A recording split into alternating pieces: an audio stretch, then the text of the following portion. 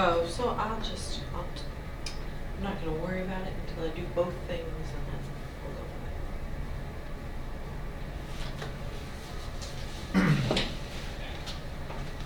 from Well, it's noon and our integrity recording just started, so we'll get going. Thank you for coming. It's the motivation for having some of these sessions is that I use R for almost all of my computing in conjunction with other packages and things, but all the serious things that I think about doing for analysis and publication and is within R.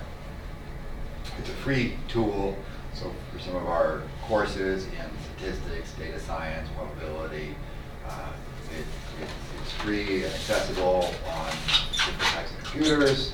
People can take it with them. It's extremely flexible in terms of graphics and that of things that's there. R started, I don't know, more than 20 years ago, but before that, out of the AT&T Bell Labs and their research units, they had a graphical interface computing called S, which is for statistics, right? And that became a commercial product called S+. So when I was going through graduate school, there was S and S+, and different versions. And S+ still exists, but it's a very expensive proprietary program where you can't see the code and it's hard to modify things quite as much. But R then was developed by a group of individuals as an open source software. So you can get it, you can modify it, you can write functions for it. And there's a big user community that provides specialized code to do different things. And at least in the statistics literature of people developing methodology, when they publish an article on a new method or a new type of analysis, they often write what's called an R package to go along with it. So the world can download their computer code and see examples and things. And there's thousands of R packages that do different things. But within my ordinary life, I use half a dozen or a dozen or so that do different specialized things. But whatever field you're in, specialty, there's quite a lot. So over these 3 sessions, what you really want to do is just start out from the beginning. We'll probably look at some data example to begin with to get a flavor of what R looks like and what it can do.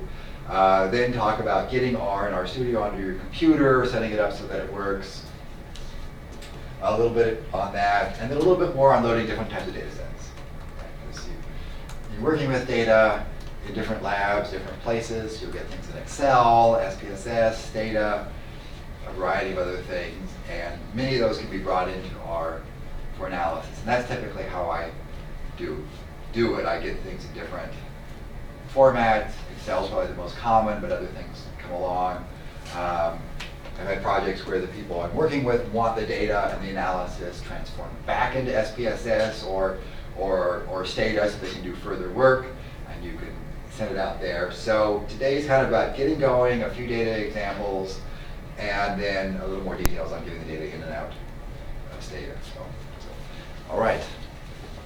Just let me know if you have questions as we go along. Right?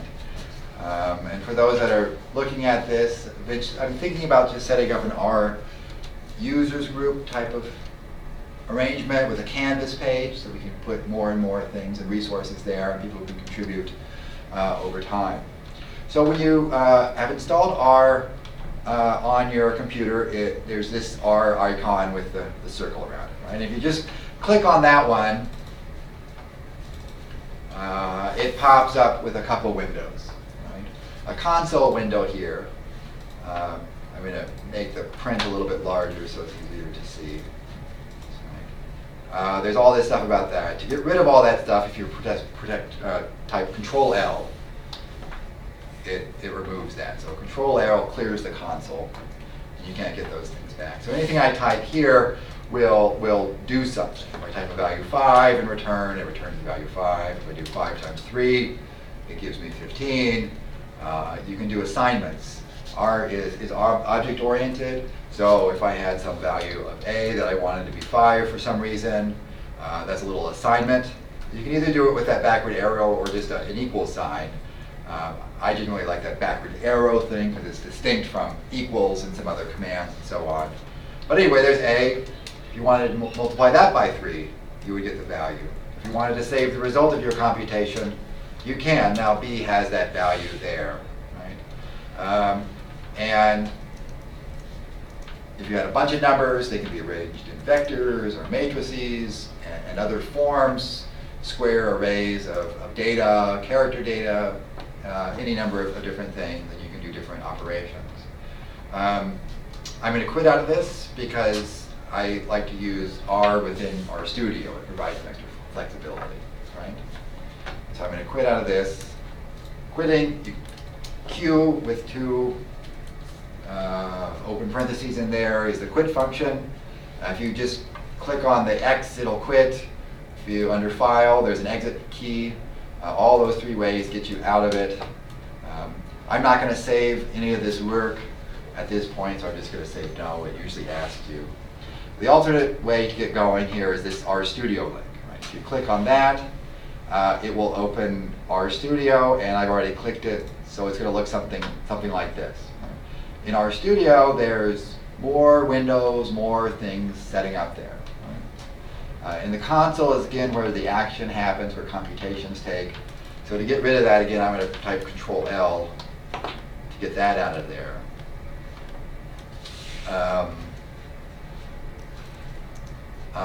Yeah. So anyway, I think I've made this a little bit larger.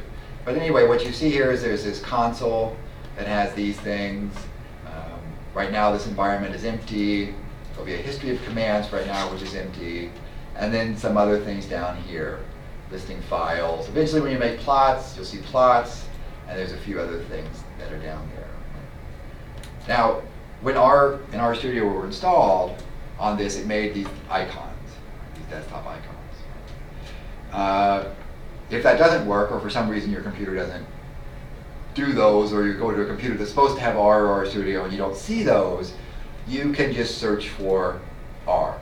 Right? Just typing in R, and it'll find RStudio or R under the search. So if you don't see it there and you think you've installed it, it might be there, but you just, for some reason, didn't get an icon.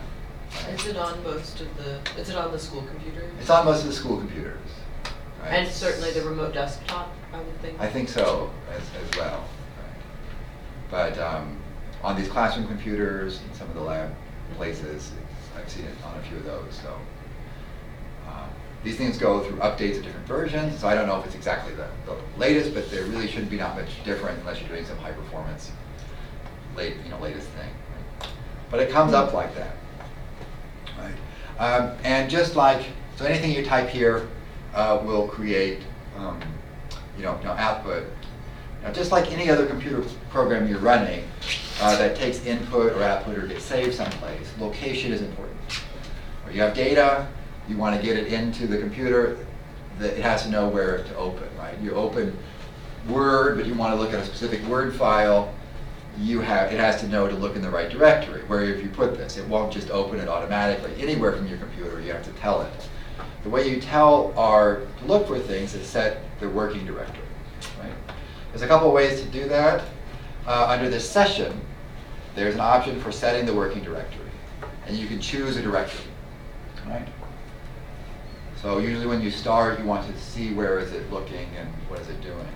So if you pull down the session, set the working directory, and choose your directory, you can look in your different locations.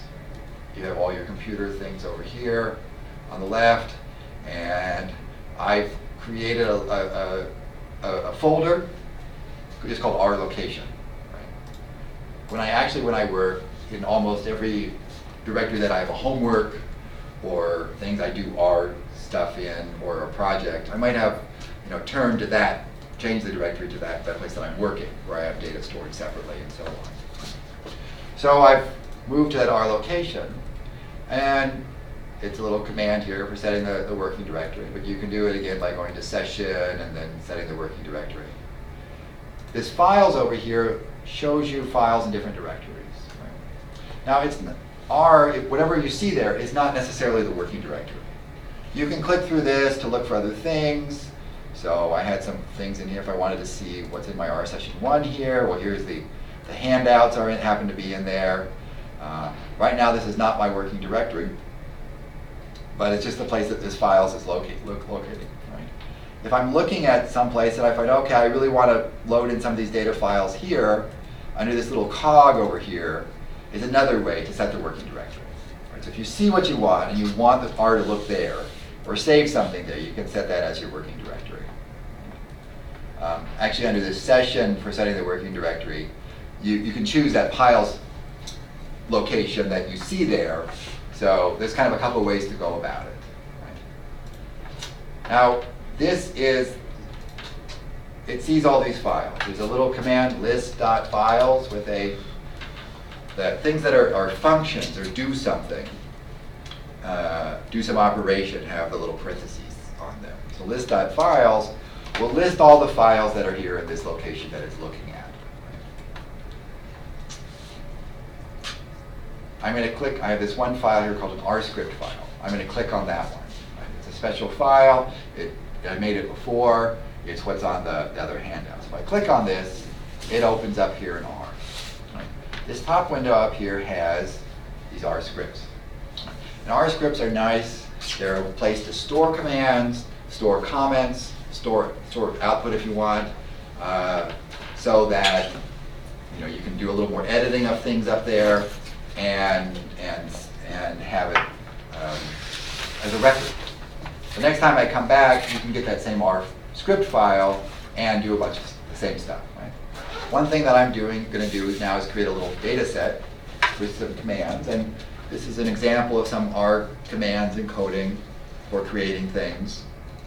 And since it is Valentine's Day, I thought I'd do something heart related, so I did something with diastolic blood pressure. And I'm going to create a little data frame. It's going to be called diastolic. It's a data frame. It's going to have a variable called group with some treatment and control. I'm imagining an experiment as an example where people have diastolic blood pressure. So I'm going to set this up. And by doing this one command, to run something, you can either highlight it, right? Highlight that whole thing and copy it down here and run it. But in this RScript window that's up here, wherever your cursor is, it will run that line. So I can just press run and it will do that one. And then it moves to the next one. So now I'm going to generate some random normal values for blood pressure. I'm going to round them to 0 digits. This round command has another argument that you don't necessarily, the default is 0, but I can round it to any number of digits I want. I run that, and I've created a new variable called blood pressure 1, or BP1. Case doesn't matter in R, so lowercase, uppercase are different right, when referring to things. What these two lines together have done is created this data set. Yes? So for digits equals 0, that means there'll be a single digit. Digits is going to be integers. Integers. It's going to drop off all the decimal No places. points after No the decimal. points after the points. That's what yeah. it means. Okay. The little $sign means variable definition. Those are variables within data frames. Right. So when I did the first one, it popped up something here, 70 observations, 1 variable. That was the group. It was a fact called a factor. We had 2 levels.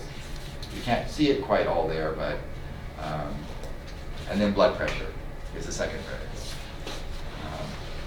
So you actually click on it, the thing that's over here, it will open it up. You can view. You can't really edit over here in this window, but you can see more of the treatment and the blood pressure values here for these different groups. I'm simulating this. 150, 140 is elevated blood pressure, maybe even on the verge of high blood pressure. So you'd be concerned with blood pressure and might want to seek some treatment or think about that. I'm going to set up another second blood pressure. Initially, I'm just going to copy the other one. Then I'm going to subtract a difference to create it. To get a difference between control and treatment, I'm going to set up what's an indicator variable. That is, I'm going to use this command to set up a new variable control that has a value of true if it is control, if this group is control, and false otherwise. So this thing creates a new variable, and it popped over here. It's a logical variable. And For the second blood pressures, for the people that are in the control group, I'm going to take their original value minus some decrease. This is an average decrease of 10 with a standard deviation of 5 for them. So they're doing something, they're getting some treatment, and there's some average decrease with some variability in there. Didn't create a new variable here because I just modified the values for one of these. Now, treatment, this exclamation point is kind of a logical symbol there that means not control. So true becomes false and false becomes true. All right, so the subset that is treatment now is they're going to get a decrease based on their treatment. Theirs is a little more effective. On average, it's 25 versus 5. So some of the details of these commands would, you would learn through experience and things, but I'm just kind of putting it here as to create a data set. And change then is going to be the second one minus the first one. And I think I'm not sure if I've typed some of these, so I'm just going to copy a bunch of these things and run all that together, just to kind of start from the beginning. Now this diastolic data set over here has 70 observations, 40 variables in here, including change and so on. So if that was my data set, I can write that data to external files to use in other systems. You could write it to what's called a comma-separated file with this write.csv. Here's the object diastolic. Just a bit more about that diastolic one. So RStudio has this nice command completion. So if you have longer names, it helps you find them. Or you can't remember if it's exactly capitalized or not, it will help you find those. This whole thing has 70 rows. The first row is referred to that way. And the second row would be referred to this way. The first, inside those square brackets, this is actually a matrix organization. There's rows and columns. So that's the first row, second row. If I 1 to 3, will give me the first 3 rows. That 1:3 are the numbers 1, 2, 3 together. A convenient thing that you might like to do. So it shows you the first 3 people. Now if I wanted to do something else with that data set, I can run this. It writes it out to a comma-separated file. So here is the diastolic CSV. Here's a comma-separated file that you can open in Excel. So if you had something in R, you can get these data frames, these objects, out into other ones, and that's what it would look like. Does it write directly to Excel files? Yes, it does. It does. It can. It can also write to just plain text files. Right? Plain text files, like this one, look like this. It opens in WordPad or some other editor, and it just looks like that. Right? You can write to other types of files. There's different packages or sets of programs that you load in that help you write. The other thing that you can do to try to do that writing is up here, import. That's importing. This you can save things as well. Anyway, I'm going to stick to my script here and then go through that. So you can output it in a couple different ways. As I mentioned, this list.files will show you what's in there, and so you can kind of see some of those things there. Right. Going the other way, if you had one of these files externally, right, this diastolic file is sitting here as Excel, you've entered data in Excel, very convenient, or somebody sent that to you, you want to analyze it. Say, well, I'd like to do graphs and analysis and stuff like this, but use R for it. You got to get these data into R. Now, a first thing to know when you try to get data in is you really have to set this working directory. Right? Make sure that R can see your files. If my working directory is the default and my files are in a particular folder, R won't find it. Right? It doesn't mean it's not there, R doesn't know where to look. So I would have to set the working directory to this place.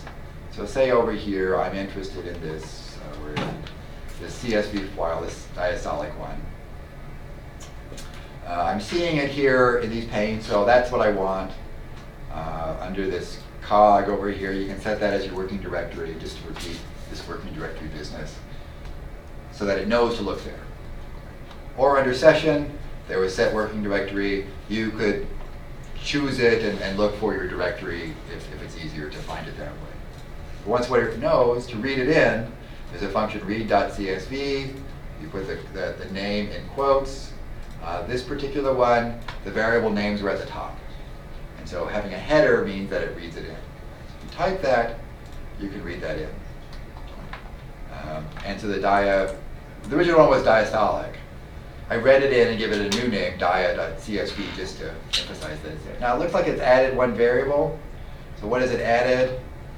It's added just an index of the number of the subjects. There's a little repetition there, but that's just something that's not going to affect things too much, right, in terms of the index numbers here. Right? So it's there. Right. Take those two things off. There's a number of commands you can run on a data frame like that. Right? We can look at the names of the variables. So there's group, blood pressure 1, blood pressure 2, and then the change that's there. Right? If you have one of these arrays, these matrices really, the head command will show the first few rows and a little bit about it so you can check it out. Right? So if you run that, it has shown you here the first 6 rows and so on. Tail shows you the last 6 rows.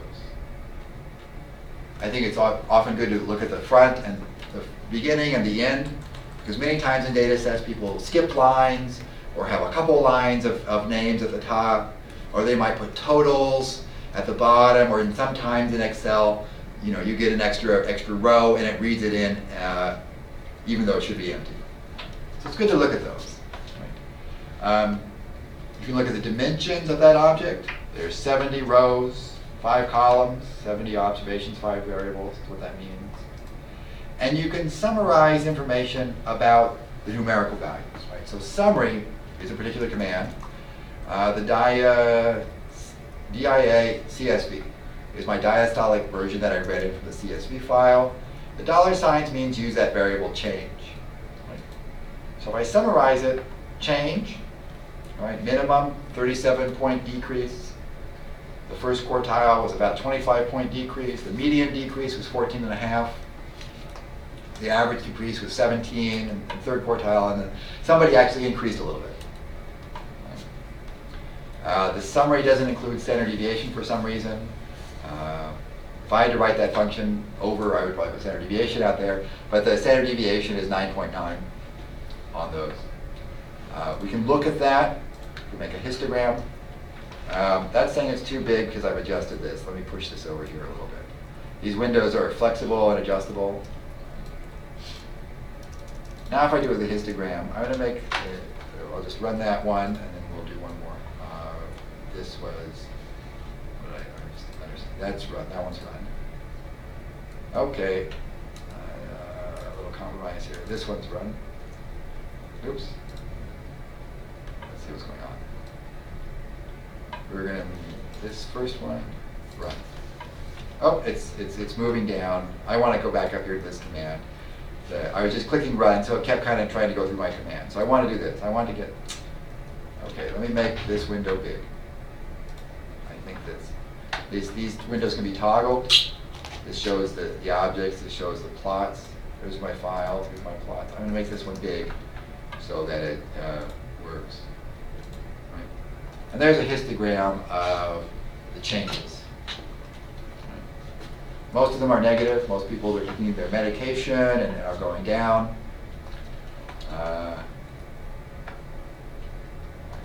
One thing you can do in R that's nice is you can add graphics. So we can put a line where the average is. That AB line is a command for that.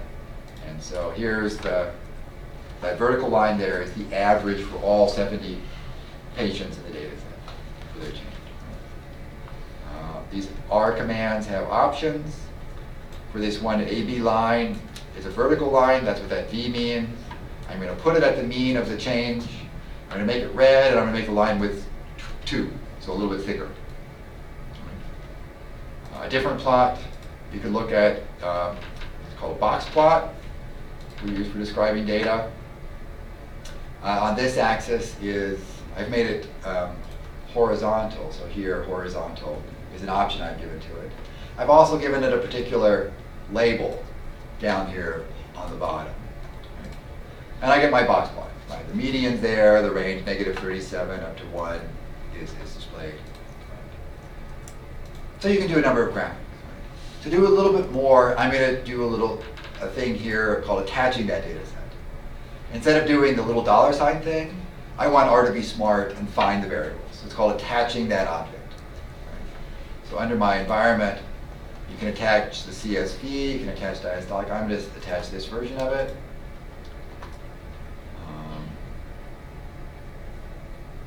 I don't know what that means. Every once in a while I give you something. Let's see if it works. What I want to do is make a plot. I'll go back. I must have ran the next command. Let's do it. Make sure it's attached. Let me see if it works. This next box plot is modeling the change as the different groups. Now, one over here is this is the control group, and this is the treatment group. With a little bit of effort, you can. I'm pretty sure you can make it so that you can see both names there. But the changes in the treatment group are noticeably smaller than the changes in that group. The next part of analysis would probably be a t-test to say, are these means equal or not? There's a t-test function in R. So if you run that one, I'm not sure why it's giving me this other output. I've made this output a little bit larger, but it has a thing for running a two-sample t-test. It reports the means differences in the two groups, -10 in the control, but almost negative 26.5 in treatment. A t-statistic for testing that, degrees of freedom for the test, p-value very, very small. Clearly these are different. And a confidence interval for the average difference. All of that stuff you might want to take and summarize. In terms of getting this output out of R into a document or something you might use, well, when you quit R, this console stuff doesn't remain. Well, you need to highlight this and cut and paste it into something, or just write down the numbers. If that's if you're doing big projects, you might get fancier and save some of the output and write output into things, but that's a different issue. Graphs is an export function. Exports, you can save the image as different file types, different locations that you want, different sizes. You can also copy it to a clipboard and just copy the plot and cut and paste and drop it into a Word document as you wish. So there's ways to get the plots out for analysis and you have this different statistics there. There's different ways of getting summaries and splitting the groups. So if you get into data analysis and are doing things over and over again, this splitting the change scores by group and then summarizing it by group, there's a way to do that. So you can get all these summary statistics by the different groups that are there. I've attached this particular object there. Some objects are already attached automatically. This search shows you where those are. Now if I wanted to do anything about creating new variables and things like that and changing around that data object, it's best to detach it. You can either detach by name or detach the second position, change a bunch of variables, and then maybe retach it. So then it will see the current version. Most people will not need to do that. But if you're creating a lot of variables, creating ratios, taking differences, and want to use this shortcut without the dollar sign, you would do that. So one way we got that data in is this read.csv. There's slightly different commands for reading in other types of data sets. So if you had that text data set, there's a read.table. So if your data set is just typed numbers, like this one, somebody uses a flat text file, it's not a Word file, it's not CSV, but they've just typed their numbers and their things into data, with or without those quotes. We don't actually need these quotes in there because nothing is, if it was group 1 with a space in the middle, you would need quotes to keep those together. But, or if it was a name and you had a first name and a last name with a space in the middle, you would need quotes. But this will read in that data set. Reading that has created another object, the text version of it. The first 6 rows there are like that. Right. To read in things like Excel files, right? Now I have a version of this that's an Excel file. Right? To read that one in, so when I'm looking here at my list of things in my directory, I see it's a Microsoft Excel worksheet. Right? That's more than a comma-separated file. It's an Excel worksheet type. One option is to open the Excel file and save it as a CSV to use that command. Right? The other possibility is to install what's called a package. Right? Now, packages do different things. Excel is not a specialized program, so R doesn't have this functionality automatically installed to read Excel files. Of the thousands and thousands of people who use R, a certain percentage are reading in Excel files, but many are not. A certain percentage are doing time series analysis, or they're doing analysis of extreme weather events or something like that. We don't all need the same packages and same functionality, so to keep the total memory and size down, it comes with a pretty wide selection of defaults, but for some things you read in others. Right? So there's this install packages. Right? Due to the nature that I'm doing this on a classroom computer, I need to tell it a location for a library. On your own computer, you probably don't need this library equals business because you have read-write permission on your own computer. But I can't write to some of the directories on this classroom computer, so I have to tell it where to go. But when I do that, it installs the package. I hope. Okay, good. Seems to be doing a couple other things there. Seems to be working.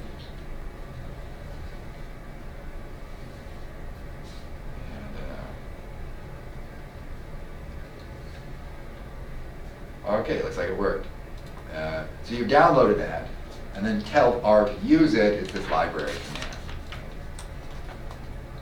And so there it is. Now I have a command called read.excel, and it will read in Excel files.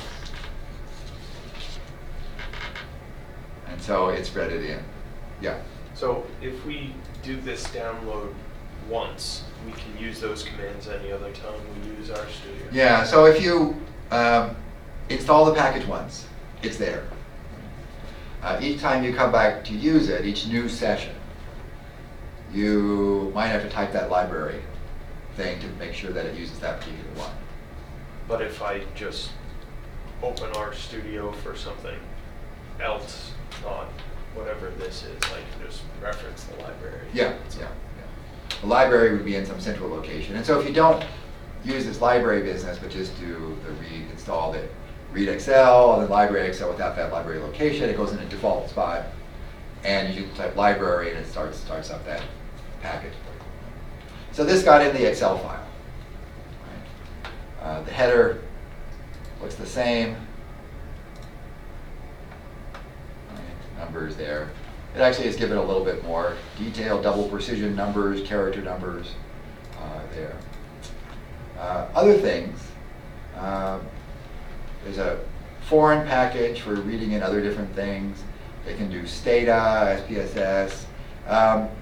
There's a newer package that I discovered recently called Haven. And I don't know why it's called that, but it's another package.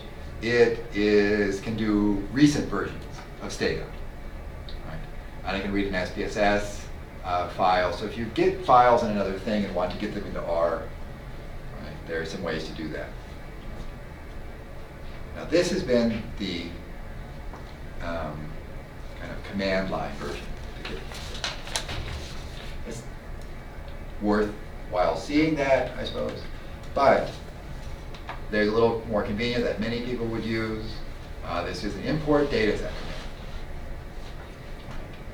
that can help you get files in. Right? There's a few versions here. Obviously, Excel is one, SPSS, SAS, or Stata, and there's a couple other up here. Right? This base one really reads in the text files or the CSV. So you click at base. It asks you what you want. Let's try the text file and see what this pull-down menu gives us. Right? The pull-down menu gives you a preview of what the input file is. And right now it's saying there's an error. Right? Why is there saying an error? Well, there's this a click button here. Is there a header on the data set? See, there's 4 lines there versus 5. With the header group, it finds the headers and kind of gives you a little preview there. Additionally, you can change the name that it's going to show up there. Right? I'll call this the first one. Just another one. Try to stop. Pull for pull down menu. Right? And down here should be a. This is I'm not seeing the.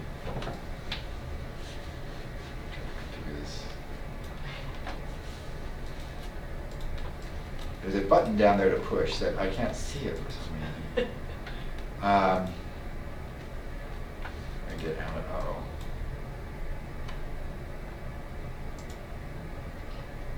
Go back. Where do I go back? No. I think it's because I have things too large. I can't see that last button there. That's frustrating. Let's see if we can fix this. Hey, get off.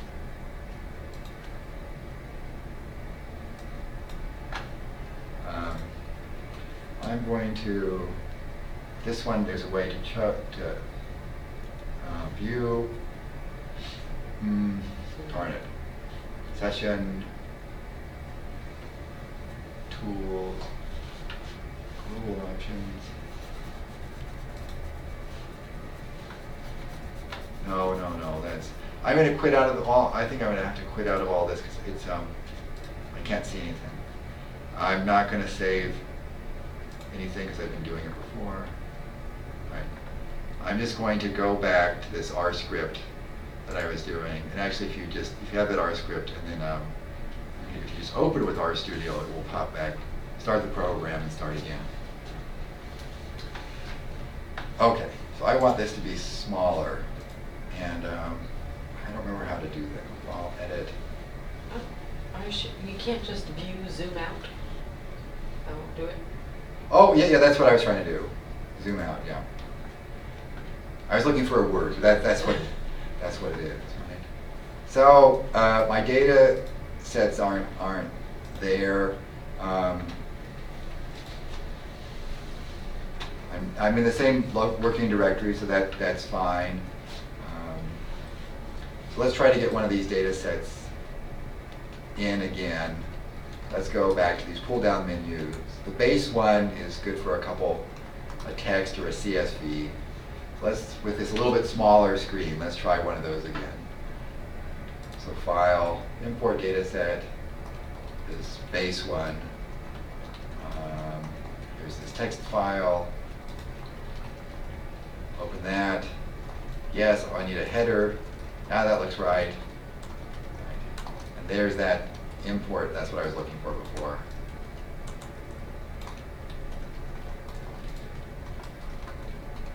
And I just called it diastolic. Just kept that same name, so that's pulled it in. If you go under import data set, say Excel,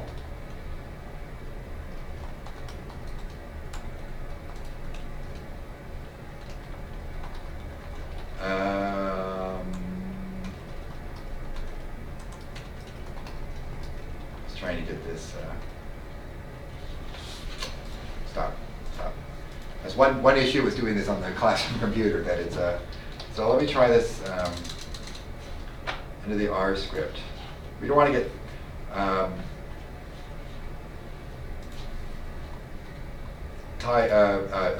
bogged down too much, but on your computer outside of this, we have read-write permission. Those other things like Excel or the other ones for CSV show you an interface where you see the data and you can decide whether it's doing things right, whether what if there's a header on that. You can name the data and get data into R. Right?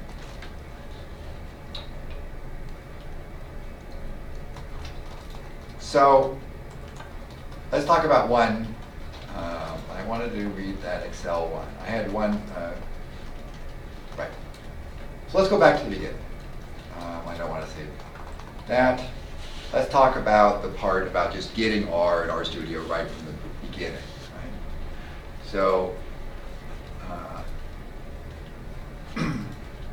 to start out, right, getting RStudio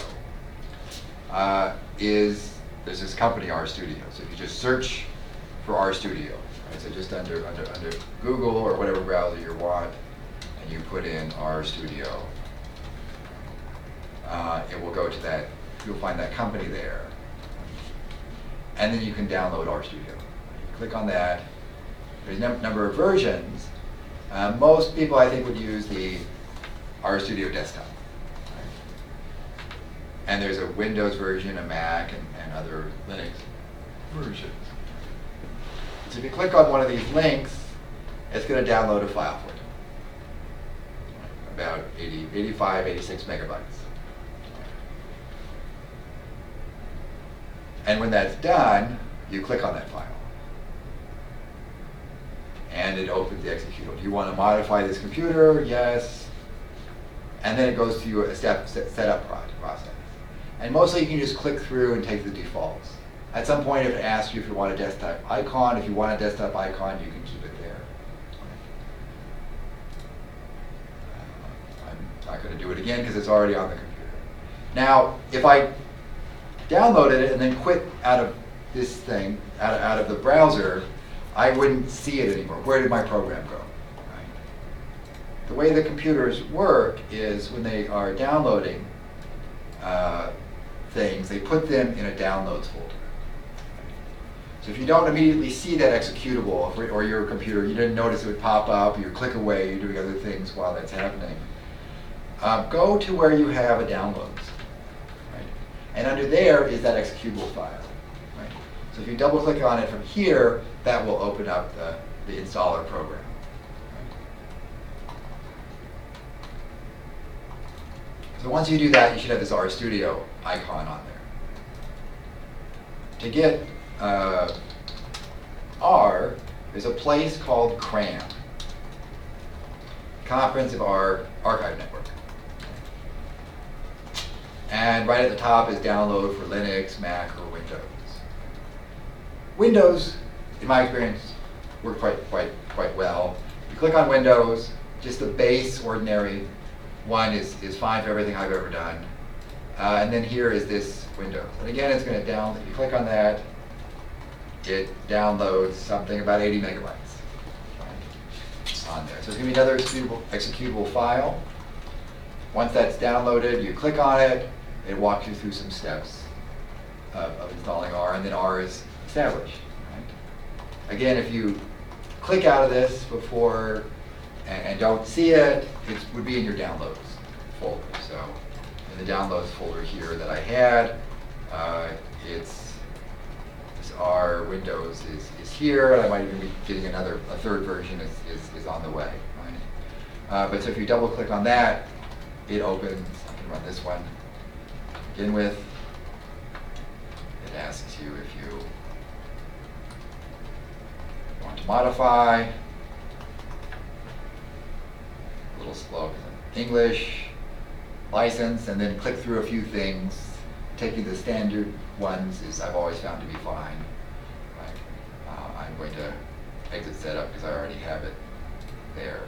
But then you have those two things installed. And that's basically all you have to do for Windows. Now Mac, I don't have experience with Linux in the last decade, so I can't tell you about that.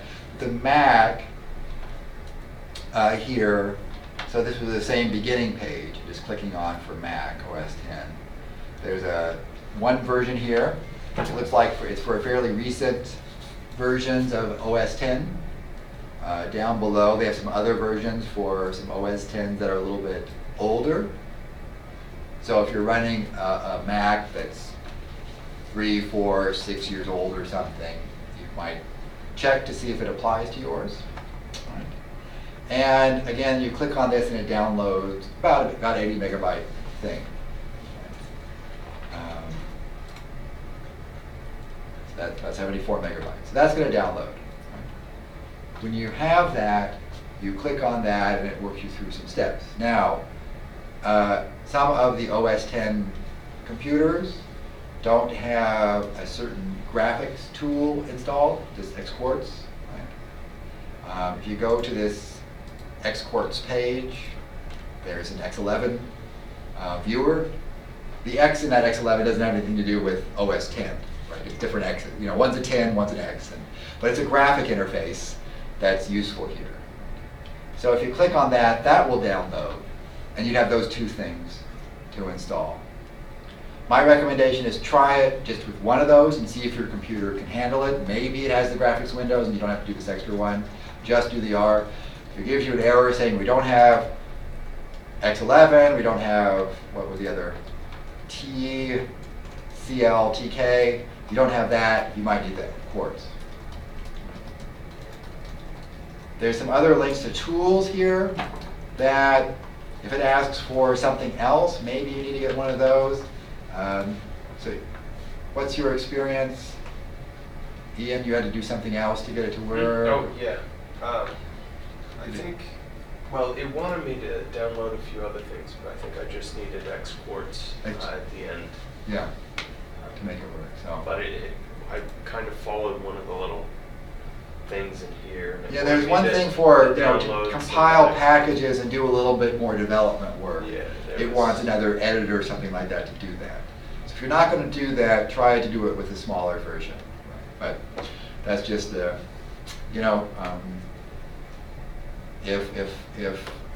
Microsoft or if Apple is not supporting that particular graphics window and doing their own, this is just something that maybe in a future version they will adapt for that. But for time being, one of these versions.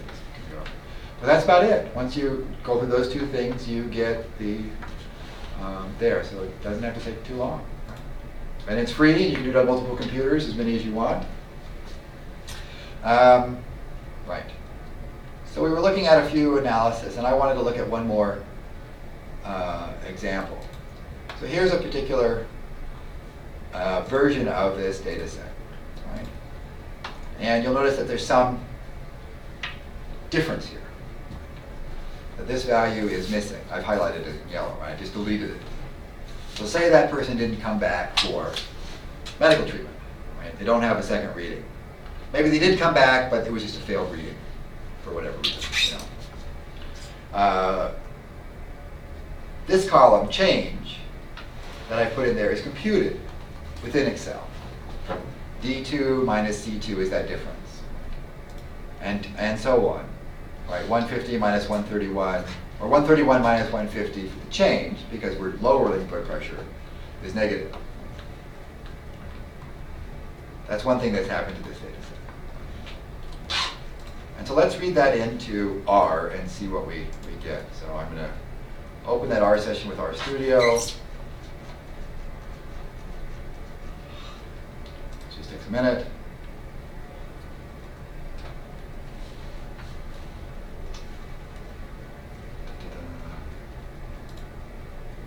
Okay. One other thing that you can do in R is save those collected data files. You can save those images. So when I had done this before, I had saved all the images. So I actually have one copy of all these data sets read into R, different versions. Right? The nice thing about this is you have your script, your R script for commands, you get your data sets.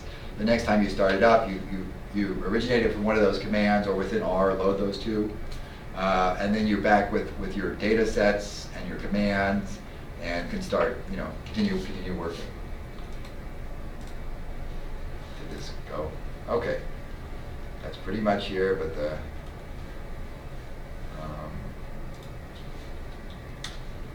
it's not 100% for some reason. You maybe go to File, and then Open Web. Yeah, it's not filling in these different, there we go. I'm going to take this one, what I did is my warm-up data set. It's an R data file, and I can reload that. And what that has done, oops, where did that go? Let's try that again. Where is that? R data, this one. And I click on it, and it says, do I want to put that in my global environment? Yes, I do. And now I have my data sets. Right. So I started it by opening my command, and then I clicked it and got the data sets back in there. Now the way to save those data, here's all my objects. LS shows me my list of objects. And I want to save that stuff. The way to save things is make sure you're going to the right working directory so that it knows where to go. So git working directory is a command. It's my R location that I've set up for this. There's a command save.image. But if you just run that, it saves a file called .rdata. And that's all the data sets that are there. You can make it a little more fancy. You can say, my new save.rdata, and give it a new name. So if I have a particular homework, data set that I want for a homework, I can, put a couple data sets in there and then save it as homework4.rdata. From the standpoint of teaching, you can put these things on Canvas, and if students click on them from Canvas, it can open R. Right? Or you can have them If they have R. If they have R already on there, yeah. If they already have it installed, and or they can download the R script and the .rdata, and then open those two things in and have a set of commands to walk them through some analyses and some data sets. But anyway, so that one created, it's the same content, but it's just a new name. Right, that's there. So within this is this missing one. Right? I need to read it in. So let's see. I want to read that one in, so I'm going to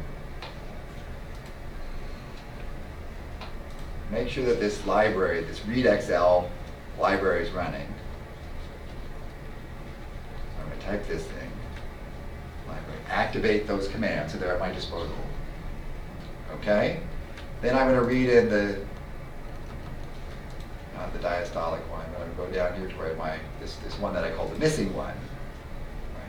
So here's the file, diastolic.missing.xlx, right, the XL1. Right? That's it. That's where my working directory is. So I see it, and I'm going to run that, and never mind that. And so it's just pausing a little bit. I shouldn't take that. There it is. So it's in there. So now this has popped up here. Miss. The diastolic ones with that one missing value. And wait, what's happened? Now there's 71 observations in it. When I did it before, it was 70. Right? If somebody might tell me, even if I didn't have those other versions, somebody would tell you, here's 70 patients. Now I have 71. Something's wrong. You can look at the heading of it.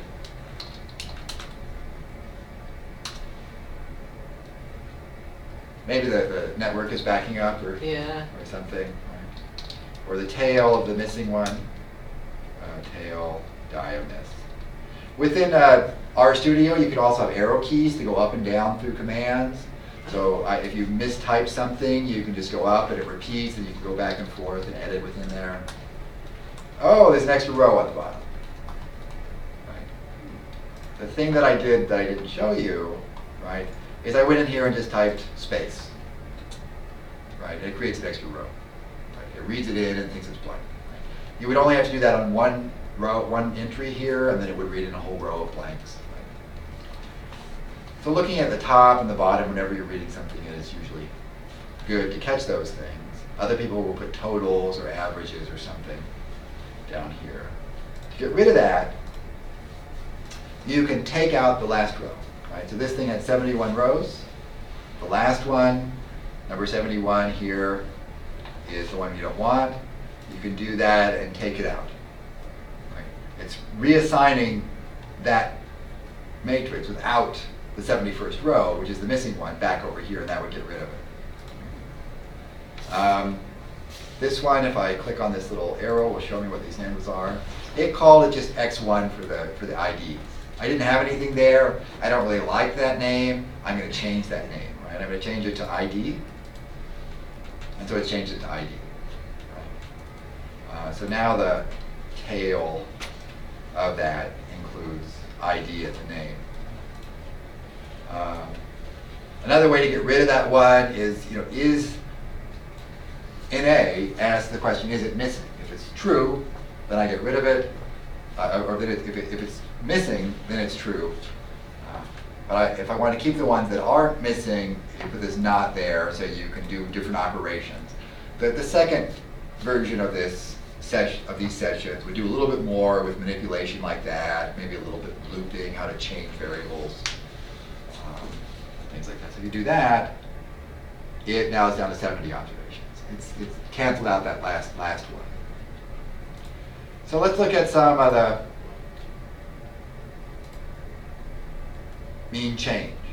So as it's read in, the average for the treatment group is now negative 30. Before, and negative 10. Before, this mean change was my other data set.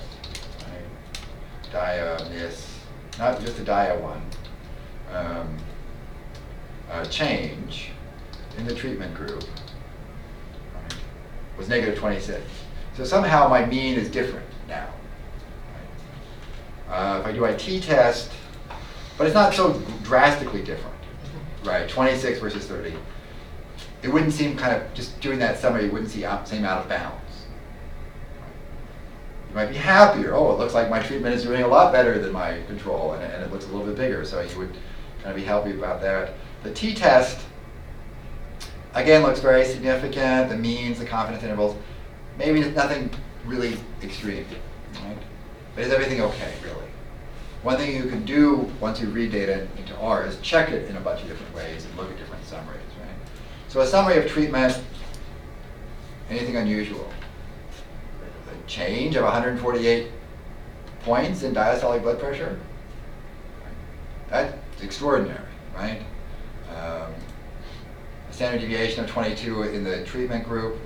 The summary for the control group only goes down to negative 18, so there's this massive one there. And the standard deviation in the change in the control group is only 3. Well, it's much bigger here. So what's going on? Right? You could look at a box plot to try and see this. The box plots, here's the control group, here's the treatment group. And there's this one massive point that's sticking out there. So what's happened to it? Well, if we look at the first 3 rows of this thing, right, there was that one that was missing. In Excel, when it took the difference between NA minus 148, it replaced missing with 0. And didn't give me missing, it gave me negative 148. So the first few analyses, taking means and t-tests, you can't see that. I mean, I couldn't, it just seems like that it's pretty effective, right? It's not overly, just not dramatically effective. But in the graph, well, here's a big outlier. Why is this one so small? And then in the context of blood pressure, that's ridiculous. Or that's, very extreme in any case. So, so there's some problem right in there. So it's possible to change that one value here to correct it if you think you need to. If I want to call it missing, I can use this command. Right? In this matrix, it has the diastolic with that missing case in there. In the second row here, and under that variable name of change, I'm going to make it NA. So it's going to wipe it out. Right? So now if I run that and then look at what I have here, now I have 2 NAs. so it shouldn't enter the computation. If you take a mean of change among those treatment groups, though, now it gives me NA. Right? If there's an NA in there, R returns missing. Right? It doesn't know how to, it doesn't treat it as 0. It doesn't do anything by default. If it's a missing value, it tells it's missing. So you end up having to give it one more oct telling it what to do. Remove those missingness, NA.remove equals true. It gets rid of it, and now we get 26, which is about what we had before. Not exactly, because one point has been taken out. Right? If you wanted to do both groups, mean is affected by that missing value, so you can give it options and say apply that missing value treatment to everything in there, and you get our two groups, and so on. Right? Right. So if you repeated this box plot thing now, without that value, you know, the groups are much similar. There are still some outliers. There's a couple of people that had big or not so big changes in that treatment group. But it's not as distorted. And the spread in the two groups looks kind of similar. So you can do some data checking and things like that. So if I did some, say I wanted to, for some reason, have this command repeated down here. I've modified my R script. Now this has become red up here. All right, so you can save your R script by clicking on this little disk save button. It'll save it under that same name. Or just file, save, or save as will let you, as soon as it stops spinning, will let you save that R script file and give it a name. Right? So say mod. The fact that it says R script in there is something I put in. I like, it has just this .r. You can name it anything you like. I haven't liked having R script in there to alert me to the fact that it's a set of commands. So it doesn't say scripts and data spaces and things like that differently? No, it just saves it the same All space. is .r. Well, this comes as .r. The data is .r data. Oh. So that looks a little bit different. So here was the R script gets this icon. My .r data gets that icon. So they're a little bit different looking.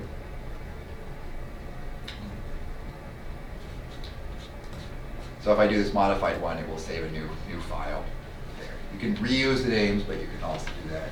And again, if I want to save the data now that I fixed that, I would click that file to save it.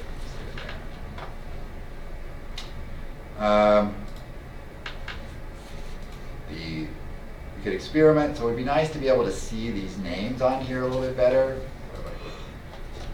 Oh, right, so it's kind of just a scaling thing in terms of what it can represent. So it is there. Right. So if I exported this file to the clipboard, and maybe copied it, if I wanted to do this for a quick report or homework, something like that, and just started a new Word file. Where is it? There it is. My new file. Oops. Almost looked like I typed my new life there, but no, not quite. My new file. Right, and so popping that in there, there's the file. With these, sometimes it gets a little extra white space. You can control that. You can also crop it out, and adjust the size, make things.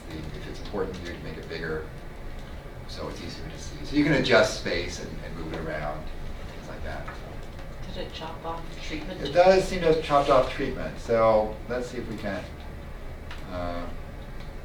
fix that. Right. So within this, you can carry over commands to the next line. You can make words smaller. CEX is the thing for the print size. No, that's affecting the.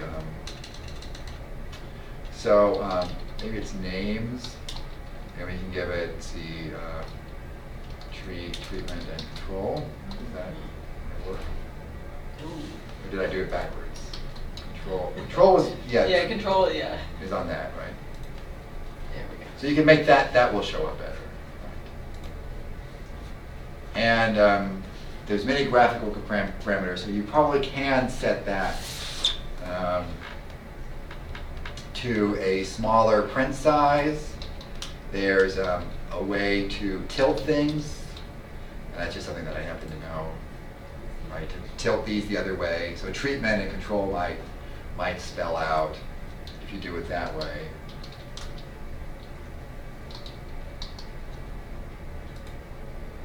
Kind of like that, right? But maybe we need to make it a little bit smaller. So you can, it's modifiable, and once you know something that you want to do and figure out how to do it, then that kind of repetitive process is going to be important to you to do a lot. Then it won't be as much of a deal to do that. So,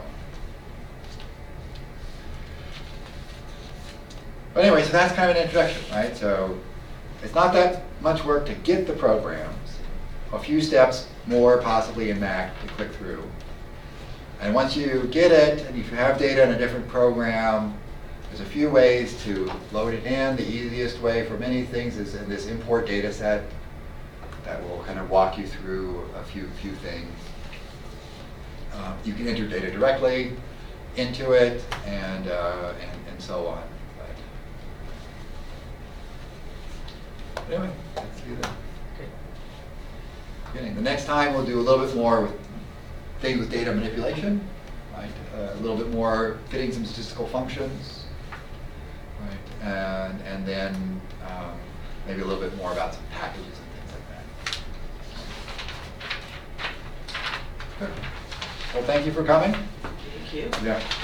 And if you think about it for a while or start doing things with the hardware, you have particular questions about things, we can use those as the basis of some of the parts coming up, right? So there's, we'll post this, advertising it again. Some people might join us partway through. Some people who have been in the classes with me have seen some of this, maybe not all of it, but so some of them didn't come today, but maybe they'll come another time. Yeah. So great, thanks.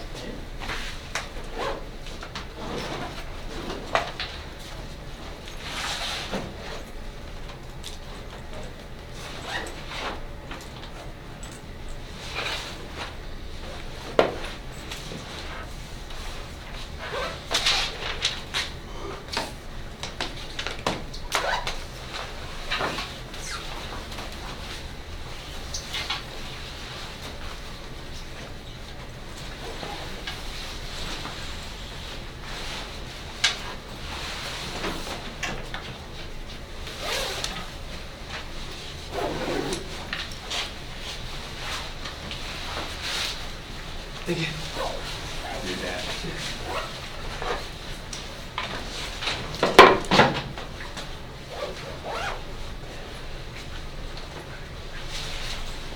Thank you. Yeah.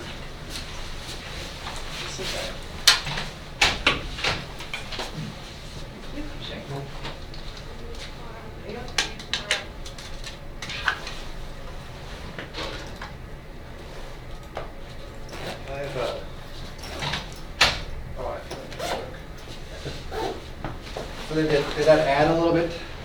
Yeah. No, definitely about like the file formats and stuff. Some of the reading in, I spent a while trying to copy down a bunch of the commands from the worksheet. So, but yeah, about reading the stuff in. The actual commands are. So a lot of the art, a lot of the art commands, like the R script files. But knowing how to work with the different file types and installing packages. Yeah. So what is Haven? So Haven allows you to read stata files? Yeah, so it's a different, kind of an update to this one called Foreign that I was finding. And so it does stata, SPSS, SAS, different types of files. So Okay. as each of those computer programs changes their formats and updates, then R has to update how it handles it and deals with it. So. Okay. Well, thank you. Sure. I'll see you tomorrow. Yeah. I was gonna say next Thursday, but then I thought about it. Yeah, right. Yeah. Just tomorrow, so great. Thank you. Yep.